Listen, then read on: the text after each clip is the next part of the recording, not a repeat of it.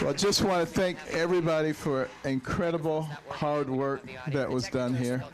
A lot of enthusiasm in all the places that we went, very enthusiastic crowds. And I believe that things are starting to happen here.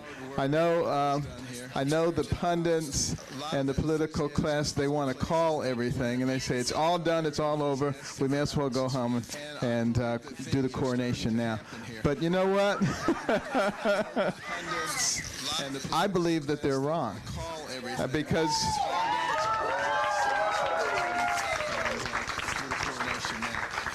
the interesting thing about my life is I've had so many situations where people have said, this is impossible, it can't be done. So unless I hear those words, I don't even get excited. So now that they're starting to say those things, this is good, okay? Because what will eventually happen, and I don't think we're too far away from it, is that the people, we the people, will actually want to hear real solutions. And you know, they'll hear them, but also we've taken care of that problem because we have the solutions on bencarson.com.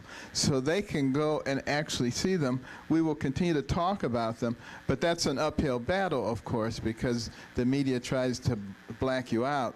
But you know, we will find a way through the people, and through people and their ability to communicate with each other.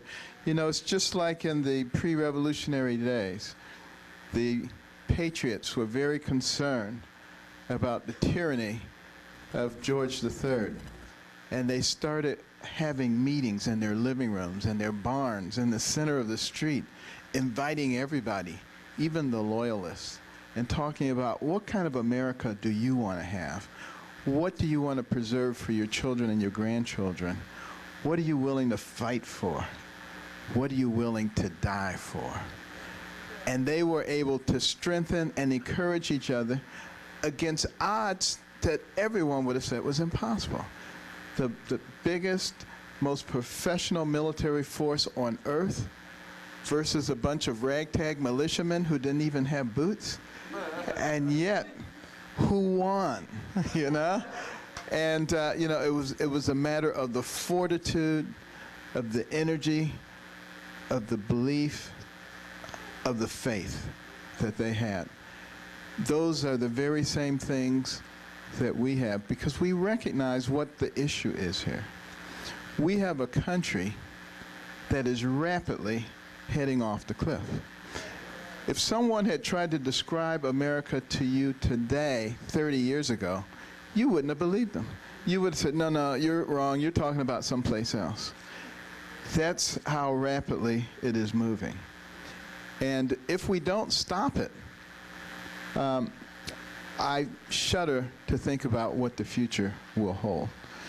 With the secular progressive movement going on, and with people who don't believe that there is a right and a wrong, and that everything is relative, and people who are willing to give away the very values and principles that made America into a great nation for the sake of political correctness.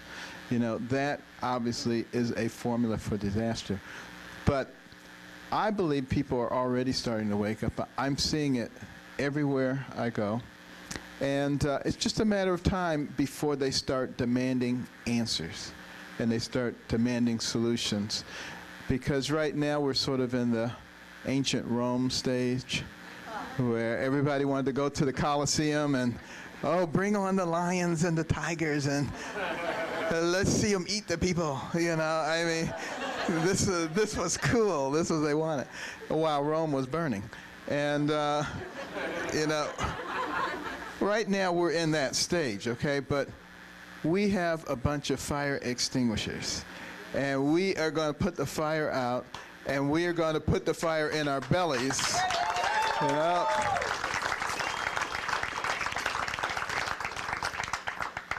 And by the grace of God. That is so important. As America attempts to kick God out, I think we're seeing a concomitant decline. And I make no bones at all about the fact that God is a central part of my life and my being. And it should be a central part of all of our being, because what does it say when we say that Pledge of Allegiance? It says we're one nation under God. And every coin in your pocket, every bill in your wallet says, "In God we trust." And our founding document, the Declaration of Independence, says our rights come from our Creator, a.k.a. God. So is all of that just babble? Or do we actually believe it? And it's a decision that we as a nation must make. The other big decision that is coming up is, are we a nation that is of, for, and by the people, or a nation that is of, for, and by the government? Because that is what this election is all about. And I think it's going to be extremely important for Republicans, for conservatives, to begin to articulate how the things that they believe in are actually the things that are best for everybody. Because we, I believe, need to pay a significant amount of attention to the downtrodden people of our society, and how we provide a ladder of opportunity so that they can escape dependency and become part of the fabric of America. This is exactly what the progressives have not done. They have kept them in a dependent position and then sort of made them think that they are their saviors while they're keeping them in a dependent position so they can cultivate their votes. Well, I have seen a large number of people in that situation who are starting to wake up. And we have to encourage that, but we have to really be able to articulate the kinds of things that we're actually going to do. Because when we say liberty and justice for all, that's exactly what it means. But we also need to recognize that the fewer people that we have to pull, the higher quality of life we all have. So we need to develop every single one of our people, because everyone we can keep from going on that path of self-destruction, that's one less person we have to be afraid of, protect our family from, pay for in the penal system or the welfare system, one more tax-paying, productive member of society who may discover a new energy source or the cure for cancer. We need every single American to be a part of the American pie. And that's what we're going to push for, and that's what we do when we achieve the kind of growth in our economy, and we get rid of all the fetters and the things that are keeping it from growing. And it has nothing to do with, as Hillary Clinton and Bernie Sanders says, evil rich people. You know, it has to do with an evil government. And what we need to do, you know.